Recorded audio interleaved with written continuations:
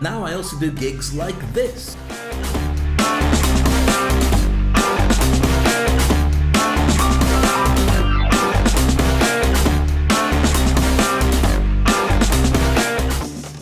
And I can train you to be able to work with people like this.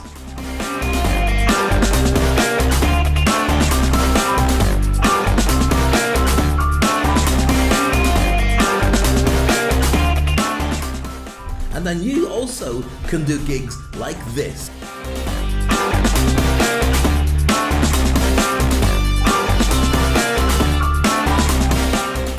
Come join me and we'll take your speaking to a whole new level.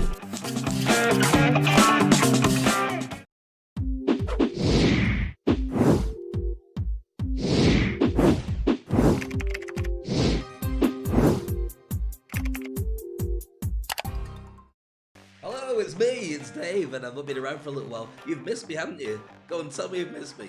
Dave, I missed you. Say it properly like you mean it. Say it like you really mean it.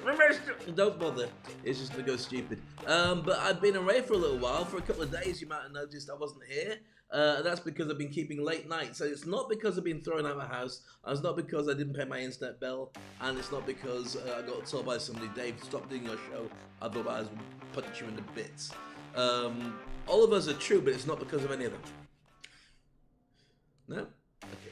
So anyway, going back to where I've been busy working on some events, busy with some late night sessions to the US, all of which I'm working on stuff I'm going to share with you.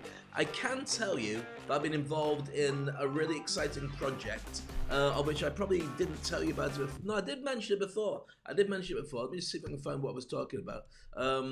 Just in case you think I lie a lot. Now, I do lie a lot, but I don't often, in fact, I don't lie. Truth is, here's the thing. I don't lie because you say you've got to tell 15 lies for every lie that you tell. So therefore, if you tell one lie, you tell 15 lies to cover it, and if you do 15 lies, go do 15 lies for each of them. And I'm not smart enough to remember how to do that. So don't tell lies. And that is the truth. So if I say I'm going to do something, if I don't do it, it's because I really messed it up. It's not because I didn't attempt to. Otherwise, I'd have to then lie about it. What's the point? Because you'll catch me out and just go, liar, liar, your bum's on fire, your nose is as long as a telephone wire. Now, here's the thing about this. You're welcome to Speak on Stage. This is a show. My name is Dave Crane, because I know it because it says so here. There you go, here. And also, this show is all about motivating you and teaching how to be more effective in your business and positioning you as the very best in your industry, so then you can go and make loads of money, connect with loads of people, have an incredible life, and just get, everywhere you go, people are going to want to give you hickeys. Oh, actually, they don't give you hickeys anymore, do they? They'll give you virtual hickeys, or they'll give you socially distanced hickeys, where they try and bite your neck, but from, it's a Halloween thing. It's a love thing. Actually, it's a teenage thing. It's a lot of things. It's quite clearly a lot of things for me.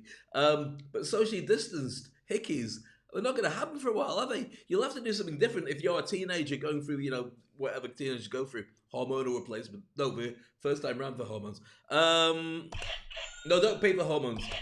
Do you know what I'm talking about? Do you know what I'm talking about? No. Do you know? I said no. Okay, well, here's the thing. If you're a teenager, and if you're a teenager watching this, which is very unlikely, because if you're a teenager, you're not going to bother watching a show like this. True? True. So, thank you. So what we're talking about is, normally, if you're a teenager and you've got a boyfriend or a girlfriend or a boyfriend or whatever it is, whatever floats your boat, when you first start getting a relationship together, you get kind of close, and things happen because urges happen. You don't know. Do you know how mummies and daddies come about? Do you know what causes that? I feel like I'm talking to myself here. If mummy and daddy love each other very much, then they're allowed to have a baby? No? Let's forget the conversation. Let's not talk about socially distanced hickeys. I'm just saying it would have to be self-inflicted. You have to go like that, but it was leading in a really creepy direction, and I don't really want to do that. So anyway, what I was going to talk about is where I've been. I've been busy working on this. I promised I was going to be involved in this event. The world's largest fountain. And if you are thinking, Dave, there's no way they're going to bring something like you to do that event. Well, they're wrong. You're wrong. They're right. You're wrong. Yes. So I was at that event, and I've done a whole thing in it. So I want to share it all with you, but not on today's show. Why do you want to share it on today's show, Dave? Well, because today's show is all about something different. This is today's show, how to leave a legacy and make an impact. And it's all about the importance of thinking about who you are right now, where you're going to go with this, and how you want to end up, and what your legacy is. Now, for somebody like me, who's not particularly, I'm a very spiritual person, but I'm not a particularly religious person, because I've got lots of reasons for thinking some of it's made up. But I'm not going to say for anybody else who's, I mean, there's nothing wrong with it. A world without religions would be a terrible world to live in, because people just have anarchy and we go crazy. Okay. So me and Ricky Gervais are on the other side, but that doesn't matter, not that point. The point is about leaving a legacy for people to follow after you've finished. When I say finished, I mean finally pushed off this mortal coil, hole, land, planet, world. You know what I mean? Yes, thank you, Dave. You do know, don't you?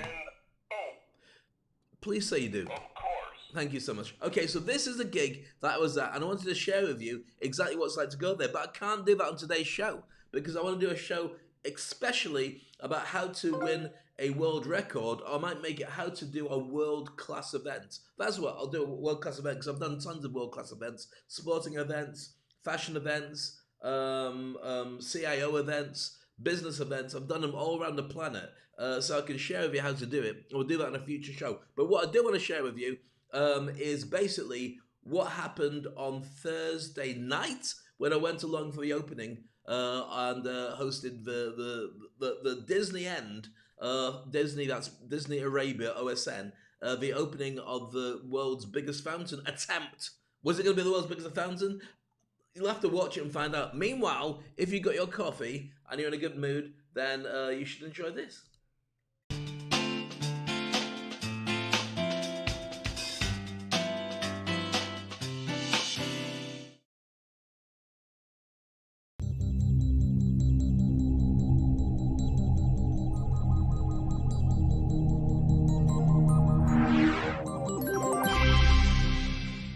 So here we are on the point. I'm very excited. This is going to be the launch of the Guinness Book of Record winner for the biggest fountain of all time. And we get to see it here in Dubai. If you can't see it, then you'll see it on TV. But you can see those rockets going up into the sky. There are lots and lots of lights. And we reckon that the fountain is going to cover that kind of space. So I'll give you all the lowdown as it comes up later on.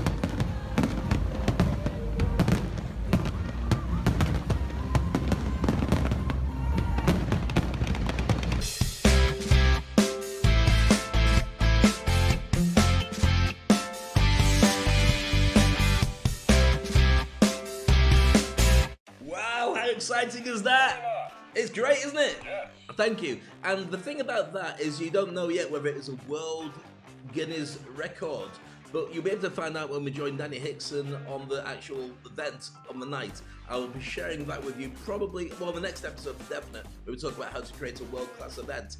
Today's show is all about legacy and all about how to make sure that when you do finally pop your clogs and go off to some mortal realm in the sky, or go into a urn, or go into a box, or whatever you decide that's going to happen to you after you finally pass at one point, because it does happen to all of us at some point, then what happens next? Now, the term is a legacy, and how do you make the most impact? Now, for me personally, it's about making impact right now. The coronavirus, as brutal as it has been for everybody, and it has been for everybody, has given me an opportunity to reach more people. It's also made me focus on the things that I really want to do, reach people around the world and share them as many tips as possible, as many ways as possible to make their life move forward in a way that maybe they couldn't do it on their own. And I know you're saying, well, Dave, maybe they could do it on their own. I know that, but it's just a lot faster if I share ideas with them and get around to doing it like that. Does that make sense? Is that okay? Is that okay? Absolutely. Thank you so much. So with that, I want to share with you a couple of different videos during the Reaching Out section. And during the Reaching Out section, we're going to be looking at Gary Vee talking about what a legacy should be and why you really have to have one.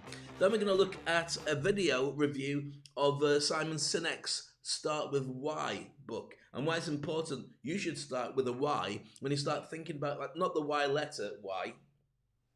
Can you see that? No. Okay. Thank you. It's the letter Y is part of the Y word, WHY, which is why you should start with a Y. Does that make sense? No, it doesn't make sense. Okay, but anyway, we'll have a lot of money to you at some point when we move on to it in the future. And in today's show, then we're going to have Brian Tracy talking about how to create a book. Brian Tracy, I've worked with Brian Tracy. Not only is he a complete gentleman and a sweetheart, but he's also written about 75 or more books on sales, on speaking, on a ton of different subjects. If anybody knows how to do it, then he is the man that you should be talking to. Not you, Dave. Shut up! Why are we talking to you anyway? You're not talking to me. I love your thoughts. I love your comments. Do talk to me. Put them up there. Tell me where you are, what you're up to. Tell me questions of what you'd like me to say about what we're working on. And also lots of comments are very useful as well. Plus, as we're looking at this as well, if you've got a subject you'd like us to cover in a future show, then let us know. This is about creating an industry icon, about getting you further to where you need to be. And even if you haven't got a job, it should give you a ton of ideas about how to get that job that's perfect for you. And rather than doing what everybody else does, which is applying for work, maybe it's time, if you're not working, to start your own side hustle as a full-time job. That's what I'm doing right now. But what I do leads on to me doing gigs. Now, I had this conversation with friends who turn around saying, Dave, as a speaker, there are no gigs. Well, as you've seen there, I had a gig. When you see what I did at the event, you'll know I had a gig. I was introducing OSN Disney Arabia's big fountain shows, and I'll show you them.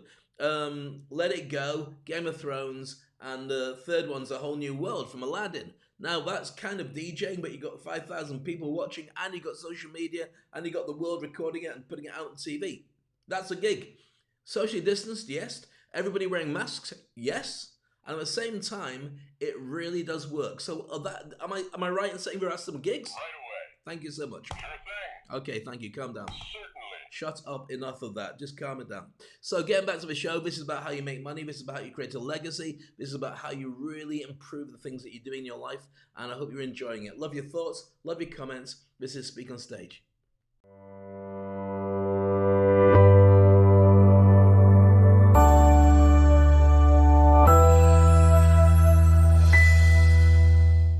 So I have a distinct challenge for you. Okay, See if you can do it. I can. I've got 1 minute. 1 minute left. In 1 minute, can you tell all these people what's the one nugget you want to leave them with that they should go back to their offices? 1 minute. You're gonna die. I don't know if you've heard. And I'm being dead serious. There is so much opportunity. The people in this room can do so much if they allowed themselves to play a game based on them being self-aware about themselves and what they want their legacy and skill sets to deploy against. We are in a rat trap. We are in a circle. We're all saying the same thing. Anytime I need new business to grow, I go play your game. It's that easy. I reverse engineer the human being that's gonna make the decision. I let her or him dictate the creative, and we go on our merry way. And I wanna shoot myself in the face, right? And then I start beating them up and saying, okay, I sold you, now we're doing none of that, right? Legacy, opportunity, those things. This is an amazing time to be in this industry if you're on the offense, and it's the worst time to be in this industry if you're on the defense, and 95% of you are on the defense. And if I've got one of you to switch from that shit side to offense today, then I feel really good about myself.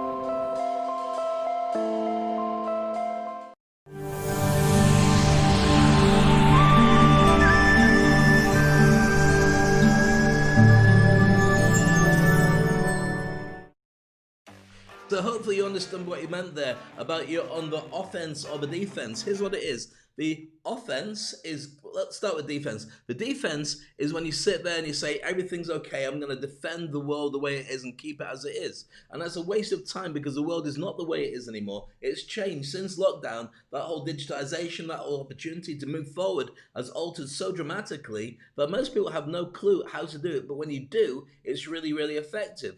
So that's a defense, it's not working. Instead, he says, go for the offense. And the offense means you turn around and say, right, I don't know how we're going to score. I don't know how we're going to make it work, but we will make it work. We're going to do something, and most of the time it turns into this.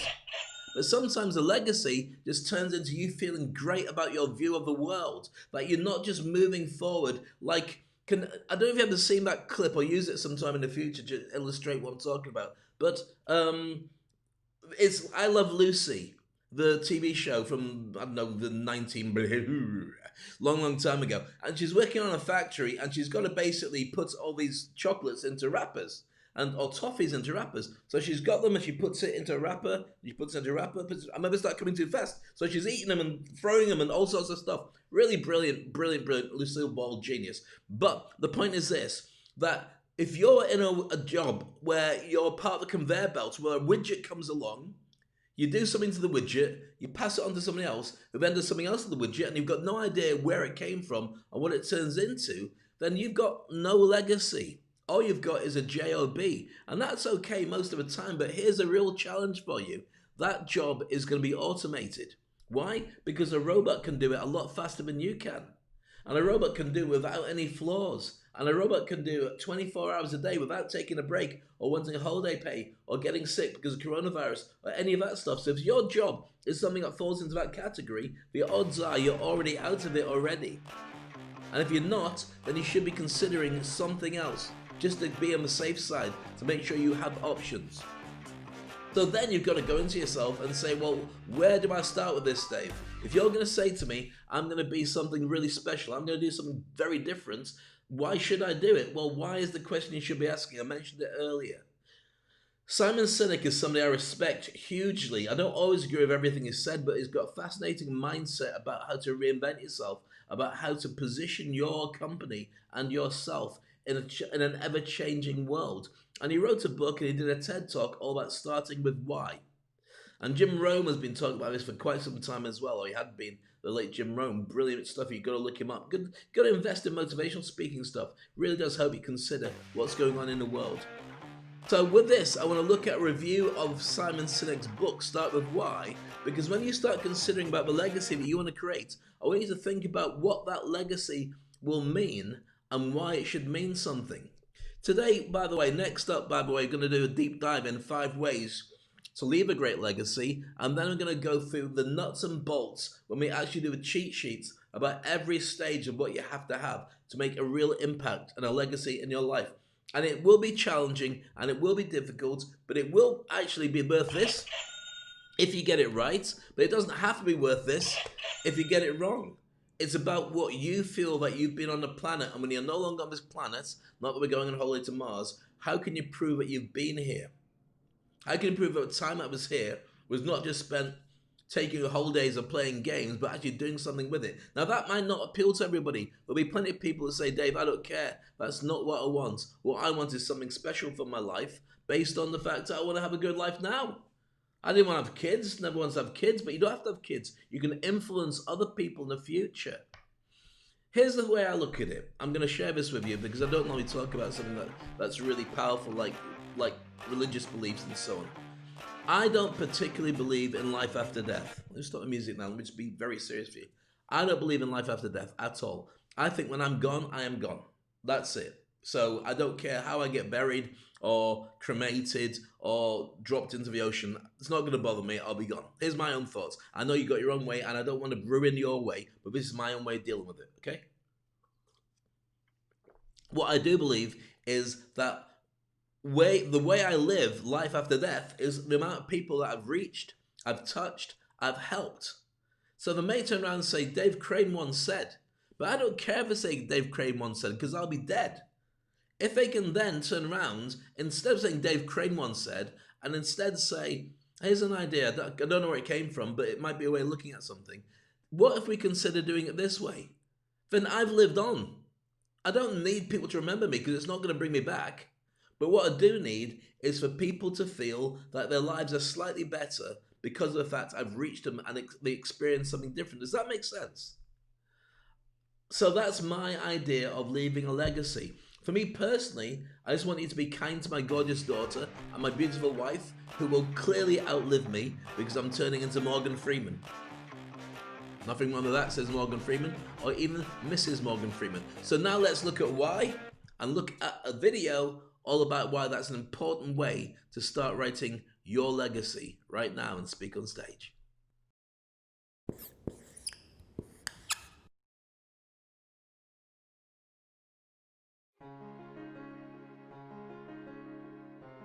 A lot of people don't realize that I actually hated reading for the majority of my life. By the time I was 18, I don't think I had really read a single book unless it was part of an assignment and I was just forced to do it.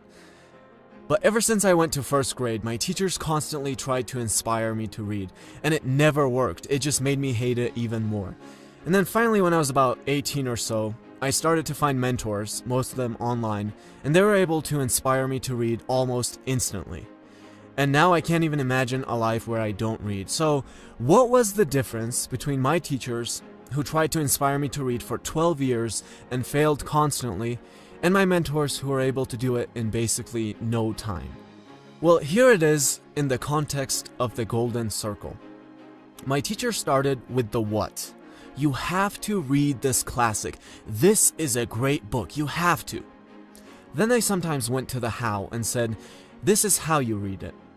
But that was it. There was no why. The funny thing is, if I'd asked, why should I read it? They would probably get angry and start yelling. How could you ask a stupid question like that? What do you mean, why should you read a classic? And that anger would mostly come from the fact that they haven't really thought about the why. So they can't really clearly articulate it. Most people, and even most organizations, don't really know why they do what they do. But how are my mentors different from my teachers at school? They had successful relationships, they had success in their businesses, and they said, look, do you want your girlfriend to be attracted to you? Do you want to build a successful business? Do you want to create powerful relationships instead of always getting your emails ignored just like everyone else? And I was like, yeah, that's exactly what I want. And they were like, okay, good, then pick up a book. Oh, and by the way, How to Win Friends and Influence People is a great book. So is The Way of the Superior Man. And I picked up both of those books and read them, and now reading is an inseparable part of my life. That is how great leaders inspire action. Everybody starts from the what, and most people never even get to the why. Most people create a product and they want to tell you about all the amazing features and specifications. They want to tell you about how these features work so well. But the truth is, most people don't care about your what and how. Most people don't want to be told the exact measurements of your CPU. They don't want to be told how the little chips interact with each other so amazingly. They want to be told something like this. We value efficiency just like you do. Here's how we can help you be more efficient. And here's a product that will help you achieve exactly that. And that's exactly what I want to buy. If you tell me my company's going to be more efficient, I want to know more. If you tell me how great your newest chip is, I don't really care. So again, most people start from the what and never even get to the why. You're not going to make that mistake. You're going to know your why, and you're going to start with it because you realize that people don't buy what you do, they buy why you do it.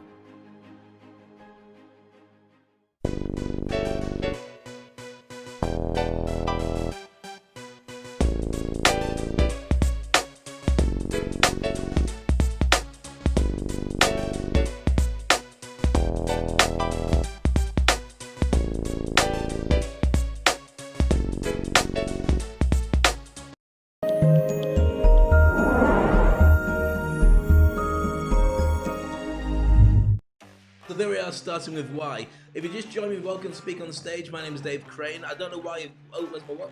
It's over here. Hold on. It's being charged. Oh, it's charged already now. Fantastic.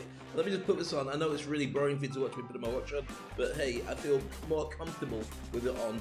He said, looking like he's incompetent enough, he can't fasten it in front of everybody watching the show. And there you go. Ta-da! Hooray! That's money in the bag. Are you impressed? Of course. Thank you so much. So next we're going to look at how you actually write a book. Now, a book doesn't have to be your legacy. I've written several books, which you probably don't know about, which is fine. But the point is, what I'm doing right now is really, I think, what I really enjoy more than anything. The idea of doing a TV show, then I can break it down into lots of different formats, social media posts, blogs, podcast, and also turning it into transcriptions, so that can actually become things that people can read, maybe even compile it into a book of all the cheat sheets. So there's a number of different things that you can do from a TV show that you couldn't do from a book, but a book is a completely different character. Now, here's the way I see it, and it might be something you disagree with, might be something you agree with, because I have people all the time saying to me, Dave, I want to write a book, or I've written a book, I'm going to launch my book. And I say to them, why? And they say, because it's important to have a book. I went, well, truth is, not really so much, because people now don't read books quite the same as they used to. Probably in lockdown there's a resurgence of books, but for me, I've had my Kindle for a long time. I do read that when I get the opportunity, but I tend to watch video. So 80% of content that people actually enjoy now is actually video, believe it or not. It's true. It's true. Is it true? Why not? Thank you so much. So what we're talking about is if you're writing a book, then maybe you need to consider the book as a business card that starts your legacy going. It's your first entry point, the low-hanging fruit. And if you want people to then join you for your coaching course or to connect with your business or understand where you're coming from and all the other ways, and we'll do this at some point properly about how to create a book system, a book business system, then it should be maybe given away for free or give away some chapters for free so people can read it and go, oh, that's interesting, and then they get around to it. If you do not do this, you end up in the same situation as 99% of authors, where you end up with a garage full of books that nobody wants, and your family and friends, when it comes around to Christmas or Eid or their birthdays, are like, another signed copy of your book. Wow, I really feel I won the lottery. No. No. I said no. See, that's how they feel. No money involved with that at all. So to do that effectively, let's have a look at one of the masters of book writing, and that's Brian Tracy. And I met Brian Tracy and interviewed and worked with him a little while ago. I will share that with you at some point in a future episode of Speak on Stage. But meanwhile, this is how effectively you write a book.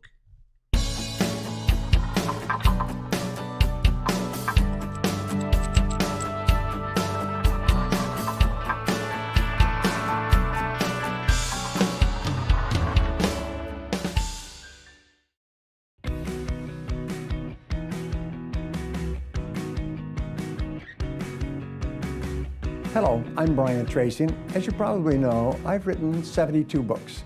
I write and publish 4 or 5 books each year with major publishers in the United States, Canada, and worldwide. So I know a little bit about it. Question always comes to me, how do you start writing a book? Well, the starting point is you look within yourself and you ask, what message do you have that could really benefit or help or change other people? What message do you have that you would want your children to know to be able to live a better life? What message do you have inside that burns inside of you? You like to talk about it and explain it. And when you see articles in the newspaper about your message, you've got an opinion. You want to say or something, comment something. This is where you start. It's got to come out of you. And then what you have to do is remember that the great rule of life is prioritizing. Is you have so many ideas, but you've got to select one. And then what you do is you write at the top of a piece of paper, what are all the things I would want to talk about or include in this book if I was going to write it? And then you just simply write your answer to this question. Well, I want to mention this, and I want to mention that, and I want to mention this statistic, and this quote, and this story, and you just start writing. When I start to write a book, this is my technique, and I'll end up sometimes with 3 long pages of points, point, point, point, point. This is the starting point. It's almost like starting off down a hill when you're skiing. You then start to move faster and faster. So to reiterate or to repeat, pick a subject that you really care about, write a question at the top.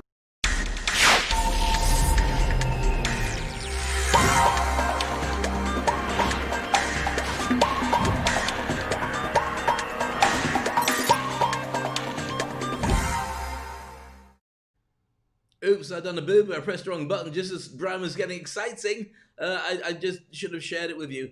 So basically, you're right. You've got to watch it again. Do you want me to show it to you again? Do you want to see it? Yes.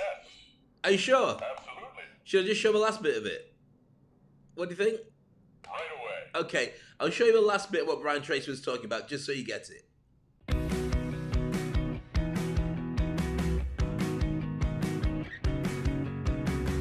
Hello, I'm Brian Tracy. Care about. write a question at the top of the page. What are all the items that I would like to include in this subject? And then just write down everything that you could think of that you would put into this subject. And that's the starting point. The next point, of course, is to organize the material into logical chapters and to begin the writing process, which is what we teach you in How to Write a Book and Get Published. If you like this video, please leave a comment below and don't forget to subscribe to get new videos like this in the future.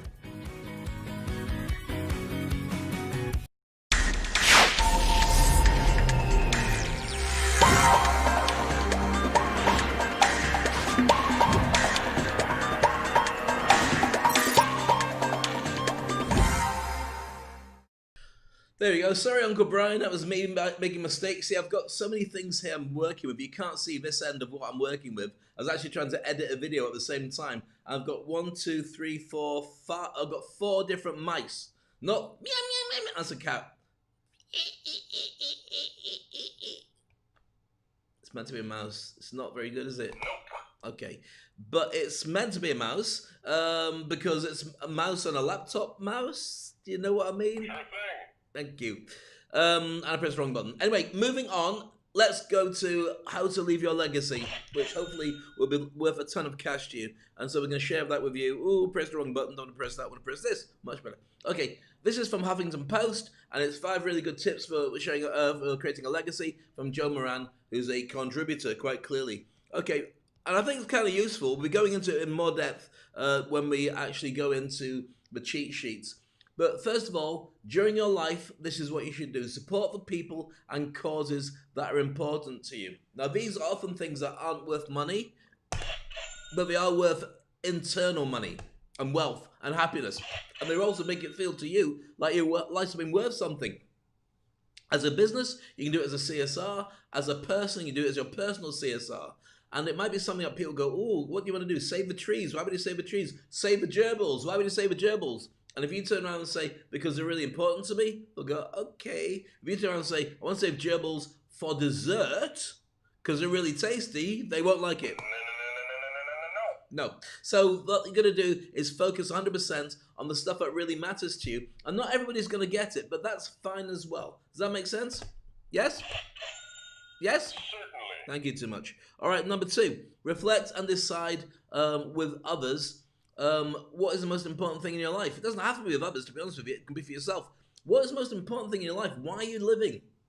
What are you doing this for?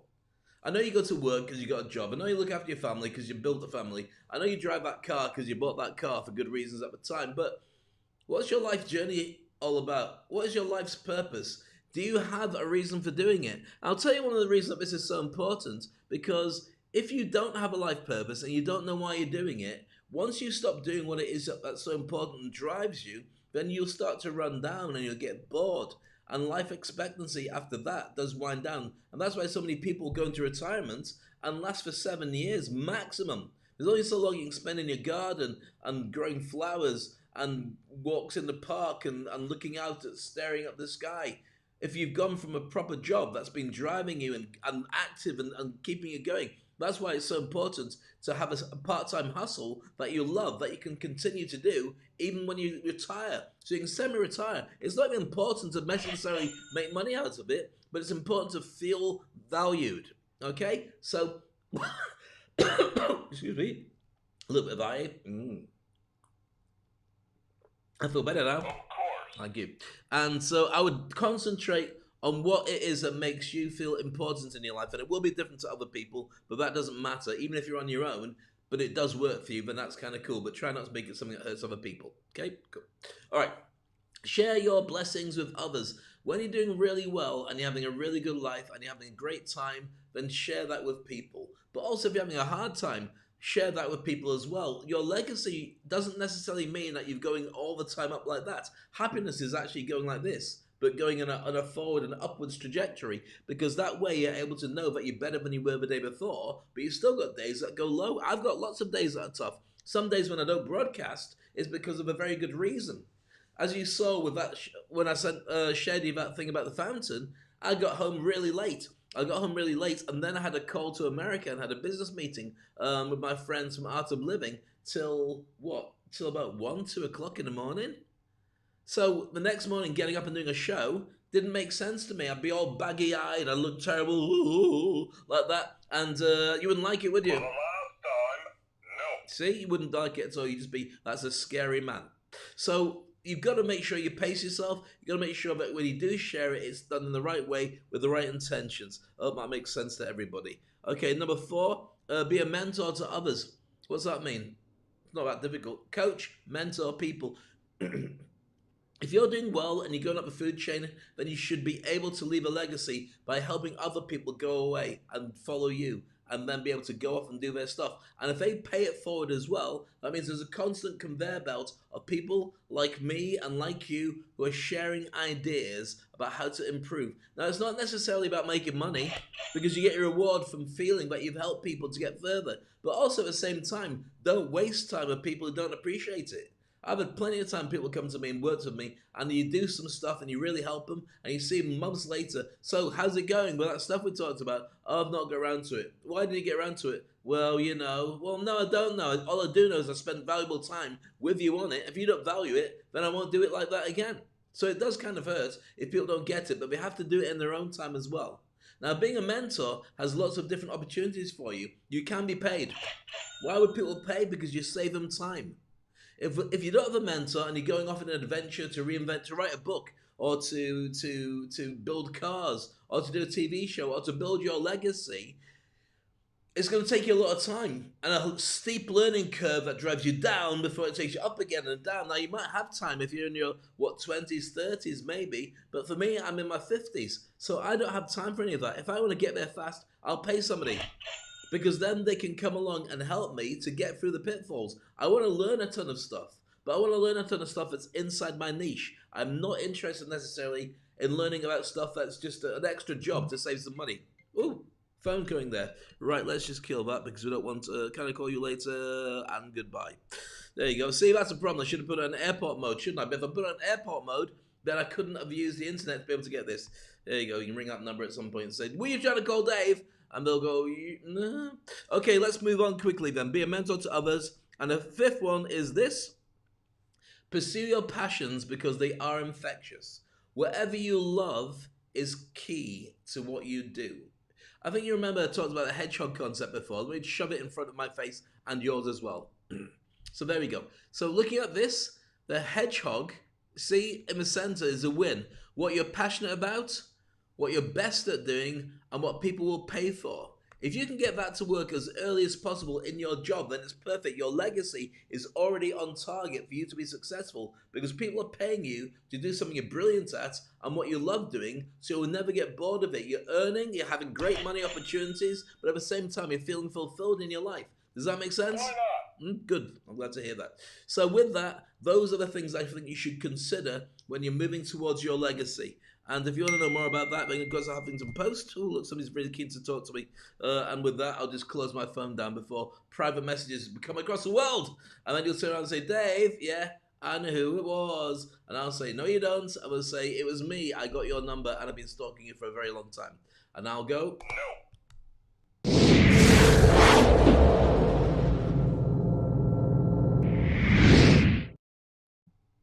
So all that being said, it's time now to look at the cheat sheets, and today's show is about how to make a legacy to position you so you can make an impact after you've gone. But why not do it now? Why not make an impact now while people are there to appreciate it? Because if you make an impact right now, people will pay you good money for that whole experience. I hope that's of use to you. I'm not going to press my buttons and go yes or no now because it's probably as annoying for you as it is for me. Is it? No. You like it, do you? Yes. Okay, we'll carry on. It's coffee. Very nice. I'm rationing myself coffee, by the way, for very good reasons, because I'm drinking too much. And then I don't go to sleep. And that's kind of weird. Not in a stressful way, but sometimes you wake up in the middle of the night and you're just like, wide awake. But the art of living gives you a way to just be as one with yourself and breathe better. I'll do a show on that in the future, and it's brilliant. Breathing is so powerful. Well, obviously you die if you don't breathe, but if you do it properly and you know different types of breathing you can use, it can change your life and reduce all your stress and get rid of all your toxins and make you feel incredible. Interesting? Absolutely. Thank you. Good. We'll get onto that in a minute. So right now, let's look at how to make it a legacy and improve your life and take it forward in a different way. Now, what's the meaning of your life? It's a big question to ask, and I think it's kind of important. I showed you the hedgehog. I'm not going to go over it again, but what I do want to do is really ask you some tough questions. And I think you should make some notes when we get to this section. You can watch this video back again. But I think it's especially important if you've gone through a challenge right now and you're thinking, right, I don't know where my life is going. What am I doing? Because this is an excellent opportunity to press a reset button on your life. And with that, start making money doing the stuff that you truly, really love and appreciate. So let's get deep into this. I'm going to start asking you a lot of questions. And this is me being a life coach with you, but it's kind of important. All right, question number one is this. What is a legacy? What's a legacy to you? What matters to you most of all, more than anything, to be able to prove that you've been here on this planet and you're worth something? Now, it might mean that you might say, Dave, I don't want to be famous. I don't want to be on TV or on the radio or do a podcast, any of that stuff. You know, I'm not bothered about being significant. I just want to be gone at some point and have a nice life all the way along. And that's perfectly fine and perfectly respectable. In fact, 99.99999% of people do that. That's not a problem at all. But here's what I would suggest. If you do have problems with bills, if you do have problems with getting, doors opening and talking to people, or you're doing a job that you hate, even if you're not looking to start a big legacy going, you can turn around, start moving towards your hedgehog, have a much more fulfilling life, and the legacy gets built out of the work that you're doing already. But the difference with a legacy being built out of that is you get recognized by people in your industry. Not necessarily the rest of the world, just people in your industry. Does that make sense? Yes? Right away. Thank you. Okay, let's move on then. Question number two. Ask yourself, what do you call an impact? Is an impact 10 people? Is an impact you personally feeling different? Is an impact 100, 1,000, 100,000, a million? The whole world knows who you are. It matters to know what impact truly means to you, because that marketing side, that social proof, that use of social media to get your message to multiply, the business partners you could have who are all geared towards getting you there, it might mean you don't need any of them because you don't really want to be that big. I work with people sometimes who just want to be well known in their industry. They're making good living anyway, they're making good money, they just want to be better appreciated, but they don't want to be on a global scale, they just want to be on their region, in their niche. And there's nothing wrong with that. I think that's the future of speaking anyway, so it's kind of important to be able to understand that and move towards it. Number three is this question: why do you care about life after death for your content? Now, I've already said it doesn't have to be life after death. It doesn't mean that necessarily, once you're gone, people go, wow, this person made a stress toy. Hey, and it's squishy and smells like strawberries. It smells too much like strawberries. That's just weird. So anyway, it might be that you're not thinking about it like that, and there's nothing wrong with that, but ask yourself a question, because you can end up going down a roller coaster of a ride that goes so fast that you go, hold on, I'm on a train, I don't really want to be on it, I want to do something else, in which case you kind of could end up ruining your plans and hijacking what you love because you didn't want to go that fast or be that big. Does that make sense? So work out why do you care about life after death content, and why would you want to do it now? Because if you know what you want, aim towards that. Do it now. All right, number four. Here's a really good question. Who is it for? Why are you doing this at all? Is it for you? Are you writing a book for you? Are you writing it for your kids? If you are writing a book for your kids so they can read it one day, why bother writing a book? All that time spent making the book, you could have been with your kids. They could be your legacy. You could spend quality time teaching them, as opposed to, and saving a ton of money on the marketing of your book and so on. You could just make them understand who their parent is a lot better. Or maybe you want a book that they can remember, so you write it to them. It's your choice. There's a whole range of different things, and Brian Tracy talked about that in depth earlier, and if you missed it, then you have to watch it in the 2 parts from earlier, as I mentioned. All right, number 5 is ask what the legacy is going to be. Now, I've got a list of things here, and you might want to write them all down because it's kind of important. Is your legacy going to be about knowledge? Are you sharing your knowledge with the world? Is it about your reputation, about having done so well? Is that what's important? You leave that on for your kids so they can turn around and say, yeah, my dad or my mum was this? Is it about property? Normally, legacy is about leaving accommodation or leaving property or leaving a house for somebody or leaving a business that they can sell or rent out. Is that what your legacy is? Nothing wrong with that with real estate. In fact, it's a very lucrative way of doing it. But now is intellectual property, which is your knowledge from writing a book or doing something really special that makes an impact on people. That could be it. It could be finances. You leave money for as your legacy. You could leave money to your family, or you could leave money to a charity, to an old folks home or a dog's shelter or something like that. It could be art as your legacy. You've been drawing, you've been creating music. Books fall into that category. It could be a ton of different things. But creating art is a really sensible one of doing it, because art tends to appreciate after you're dead. Sorry about that, because scarcity drives up the price. So maybe you should fake being dead and buy all your paintings back and go, ooh, or don't buy them back. Sell them, but pretend you're dead. Grow a beard or get rid of a beard. Or if you're a lady, grow a beard. Why not? Okay, so there's lots of different ways of being able to consider how you can make this money as well. Next up, taking actions. So what did you do? What steps will last after you've gone? So let's take somebody like Mahatma Gandhi, incredible leader, but best known for creating the new India that we see today, and the India that's taking over the world, with its citizens being so smart, being so well trained, and to lead the way. If you look at it right now, the Fortune 500 companies, when you look at the Googles and IBMs and all these, I think it's something like a massive percentage of these companies are run by Indians. Is that by accident? No, it's because this education system is so smart that Indians are really good at tons of different things. And so when they go across the world to expand, the people are actually one of the best byproducts of India. And it's amazing how it works. So maybe your action is to do something. Think about that. It might be political. You might be driving a change that makes everyone vote better, or everyone understand each other better, or brings people closer, or moves people apart. I'm not taking sides on this, but you know where you feel about it, and it might be something you feel so politically strong about.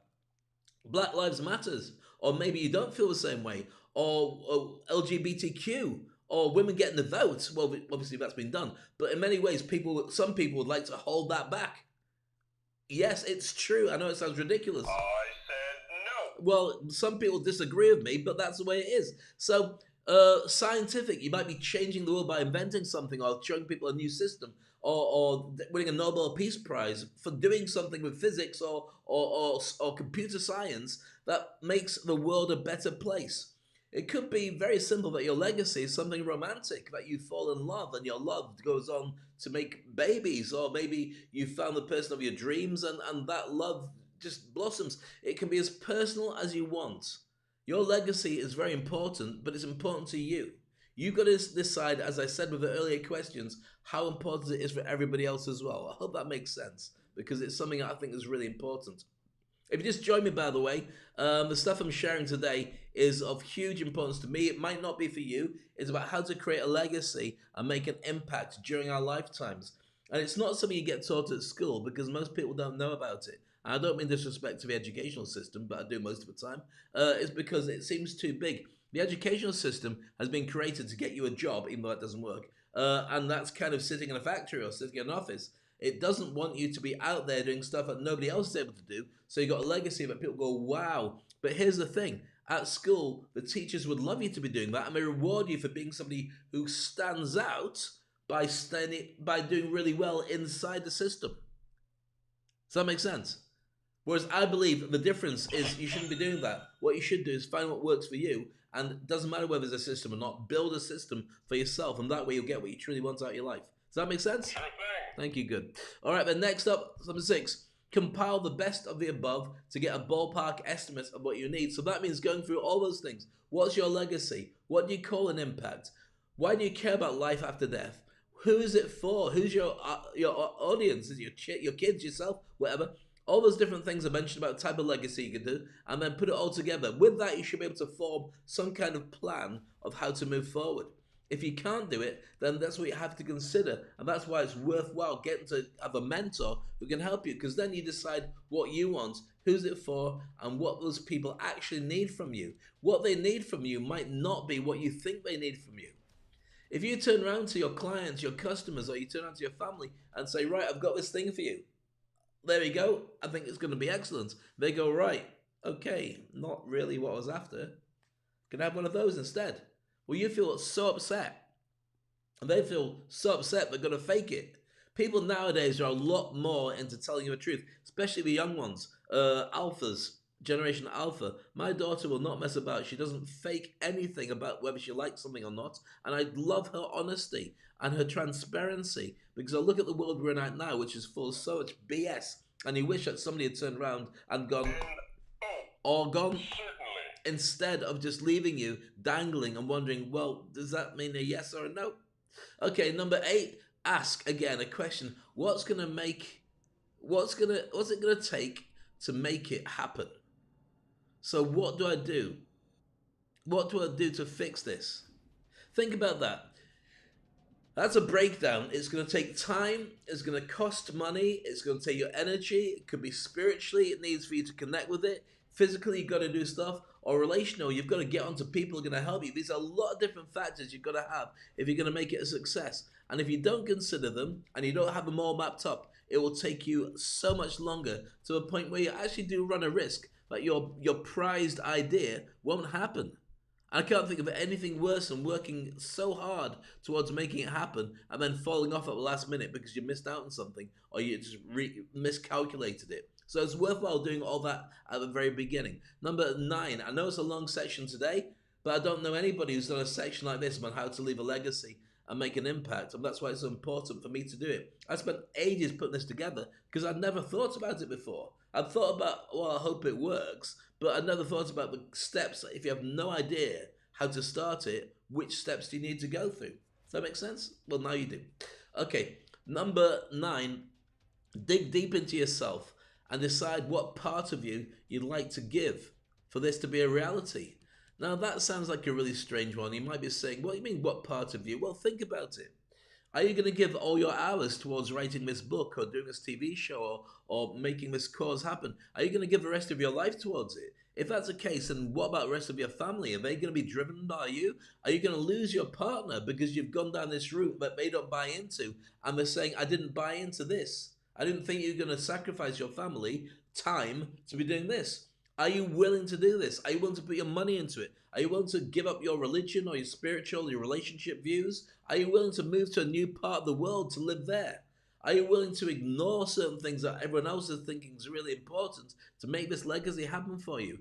If you haven't considered these, they're worth considering, because otherwise they'll come back and bite you and really challenge you because you're not ready to deal with them, and they'll creep up. Number 10, do the two things align, or is there a discrepancy between what you're willing to do and what you need to do to make these things come together? They won't always line up. Sometimes, my legacy is about jump and grow wings on the way down. Teaching people, like with this show all the time, I say you can jump and grow wings on the way down. Learn how you do it. Take calculated risks. But for everybody, there's a gap between what you're willing to give and what you need to do to be able to make things happen. What is the gap is a big question, and it's really one you should consider, because that's what's going to break you up with your family. That's what's going to break you up with your boss. That's what's going to cost you a fortune. That's what's going to make you tired at night and make it hard for you to sleep. And you're going to ask yourself so many questions, which includes, why am I doing this? And it might not be for money. You might be doing it for love. Well, it depends what you do for love, if you know what I mean. But it really, you have to make those considerations, because otherwise you will give up on it, and then you'll hate yourself more. And when you return to it, there might not be the same enthusiasm, or you might find you're not interested in the way that you started off. Okay, so what is the gap, and how can you fill that gap if you want to fill that gap? And I think you should. Okay, tough questions. Ask yourself, will you be leaving something that nobody else actually wants? Is your legacy for one person? You. Just to prove it can be done. And there's nothing wrong with that. But just be aware of that. Once you've finished it, you say, look guys, I've done it. Who loves this? Who wants to read my book? And nobody wants to read it. And nobody comes back to you and says, what a great book. Nobody. Does that mean that you were wrong to do it? Really? I don't think so. I think you did it for you. And once you start doing that, and that's out of the way, for me it's very simple. When I need to do something, I have to do it, otherwise it burns a hole in my head. And I procrastinate, and I put it to one side, and I feel rotten, almost to the point where I'm poisoned because I really want to get it done, but I haven't got around to doing it. So for me, if it's something that's that important, I've worked out that I need to do it, I'll get straight into it. Of course, it's the only way to do it. Otherwise, if you don't do it, it's burning a hole in your head. You have to decide whether that works for you. Number 12, is this still valid? Once you've done it, is it still worthwhile? As you're doing it, is it still worthwhile? If it is, after all those questions, do it. You'll hate yourself. If it's not, then dump it. Don't start doing something or continuing doing something because you started it. There's no shame in going, you know what, I don't want to do this anymore. Because otherwise you're going to spend a lot of time looking after something that you really hate. And when it comes to a final finished product, you go, nah, put it to one side. And you shouldn't have that. Not when you put so much heart and soul into it. I'm not saying you should abandon everything, but really, one great way of doing it is if it's got commercial value. Because if it's got commercial value, then at least even if you don't love it anymore, you can sell it, and then the legacy continues as people buy for it or share it. But if you do get caught and you're wondering, oh goodness, now I don't like that, what do I do then? You go back to question number 1. Question number 1 is very simple. Work out what your legacy is and how that applies to you. All right, number 13 is this. Create a roadmap, a timeline, a resources list, and a skills to learn list. If you're going to go off, you do preparation. Now, I know you won't remember a TV show called The A-Team. It was in the 80s. And they made a movie of it recently, or more, not too recent, but with who was in it? Liam Neeson. I was going to say Dirk Benedict, but he was the original one. So Liam Neeson was in it, leading his team of big butch ex-soldiers to do stuff, and we called the A-Team. And so you have to have a plan. You have to work out exactly what you need to do. Put all the bits in. Sometimes you're going to jump and go wings on the way down. And like with this show, when I start doing a show and I'm doing it live, I've got no idea where it's going to go. I've got some points along the way that I want to share, but it might end up being a ridiculous show or a really cool show. Hopefully, it turns out to be cool, but not everything does. Look what happened with Brian Tracy earlier. Or even better, don't. Number 14, what's first, okay? You've got to create the first stage, and that first stage is something that you can analyze and then rinse and repeat. If you don't do it and make it an easy, accessible one step, and then follow on after that, you might never get started, and you'll hate yourself for it because you'll say, I wanted to write that book, or I wanted to create that system, or I wanted to connect those people, or I wanted to do something really important, and I've just not got around to it. And it will burn a hole in your head. It really will. You'll say, I want to do something about it, but I don't know how to start. And that procrastination piles up. So when you do get round to it, the anticipation is usually that it doesn't stack up to as much as you thought it was going to be worth. Now it does if you jump in straight away, because your learning curve goes like that. But you have to decide for yourself when you're actually going to get into it. And then we go on to this question, which is this. Number 15, evaluate, process, and celebrate, and devise a motivational strategy. Thomas Edison, who's the guy who created the light bulb, the story goes that he tried 2,000 times to get it right, and he failed. And when people said, why are you still trying to create this light bulb? He said, well, for the 2,000 times that I've got it wrong, I'm one step closer to getting it right. I can't keep being wrong all the time. I've got to get it right. And as you can tell, there's light everywhere, not just from the sunshine, but Thomas Edison working his way through. I know you're going to say Tesla. I know you're going to say there's other people. Just don't say it. Just don't say it, okay? It's worth money to somebody. So when we're talking about that, it's important to be able to think about how you'd move forward and why you'd move forward as well. So a motivational strategy, when I talk about Thomas Edison, the reason I brought him up is because he had a book of jokes where he'd cut out clippings from newspapers and magazines and so on. And when he was feeling demotivated, he'd have a look for his jokes and they'd change his mood to reframe him. So then he felt more motivated to go back into the office or into the workshop to carry on working on his stuff afterwards. Does that make sense? Yes? Why not? Good. And last but not least is this. Create your legacy and then share it. I'm not going to do a whole stuff on sharing it because that's a whole new session about how to market yourself and market your finished product and connect with people, maybe even get people to buy it from you, or at least people to want to use it effectively. Doesn't matter. Your legacy is yours, and you may have several legacies. Look at all the pop stars, film stars, movie stars, TV stars, pioneering doctors, scientists. They all have the stuff that they're doing, And when you see them talking about it, generally they're not that excited about the same things that you're excited about. They're excited about what's coming next because they're working on that right now. And by the time the book reaches you, it was old hat. And they'd have done it differently, usually, if left with enough time. Does that make sense? Good. Okay, I hope you're enjoying it so far. I'll give you one last chance to have a look at this. This is how to create your legacy and make an impact. And I'll move my head slightly to that side, so if you want to copy it down, you've got the access to it. 3, 2, 1, and you've missed your chance. Ha ha ha!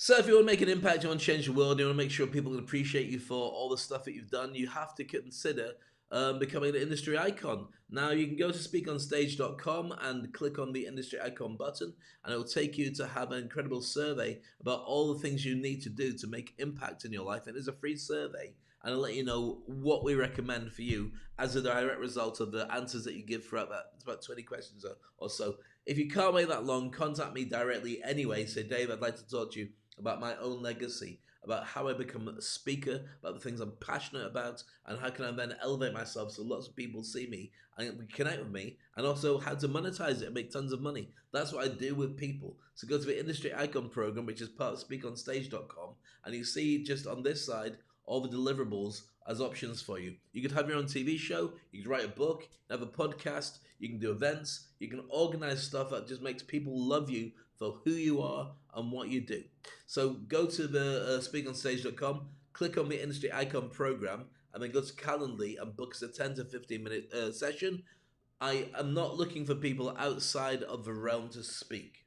So if you're saying I have no job, then that's not the right session for you. But if you're looking at how you create a side hustle, then that might be. Have a think about it and contact me directly, or if not, go to SpeakOnstage and have a look at the Industry Icon. Does that make sense to you? Yes, Dave? Yes? Yes. Thank you so much.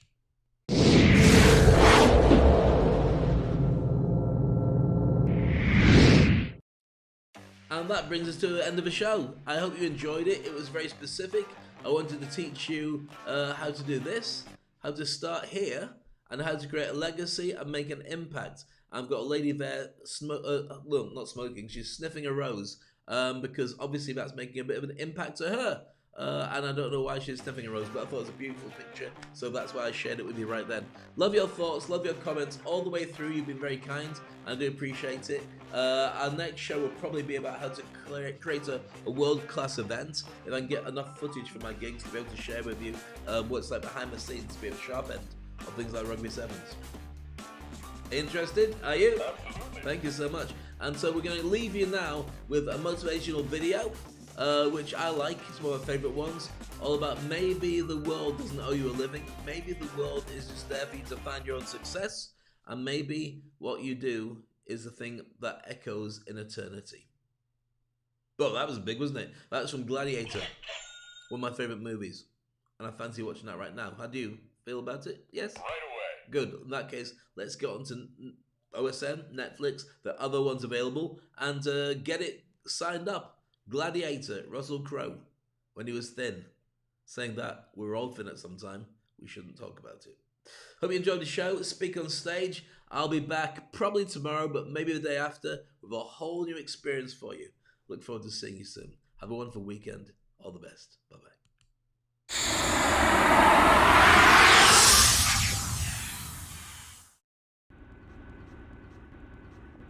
Why are we here?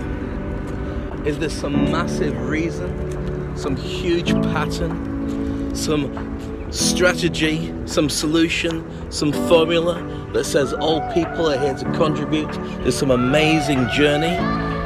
The way we've been from the past, the road behind us, the road ahead, is all part of some amazing plan that nobody told us all about? Or maybe, just maybe, we're all an accident. Maybe there is no design. Maybe right now, just like the dinosaurs, just like everything that came before us and everything that's going to come after us, this is just our time. You're waiting for some divine reason to prove to you why it all makes such sense. Maybe it doesn't make sense. Maybe the chance to have a different religion is all based on the country you're born in, the TV you watched, the friends you had, the parents and how they grew up, and also the airline above you that sends people on their own trips and their own journeys. Maybe it's a quirk of fate that you are the color you are, and the people that share lives with you are just an accident as well. Maybe the pets that you have with you and the friends that you choose are all by accident, but the only one thing that you have is choice. What you do about it, how are you going to let it affect you, and what are you going to do next? Supposing all that was true, and there is no pattern, there is no end game, and one day you'll be dead, would you approach things differently? Would you enjoy everything better? And would you learn to tell people, sometimes just to kiss it, a lot faster, so you can get on with your life? I know where I sit on this. My question to you is, where do you sit?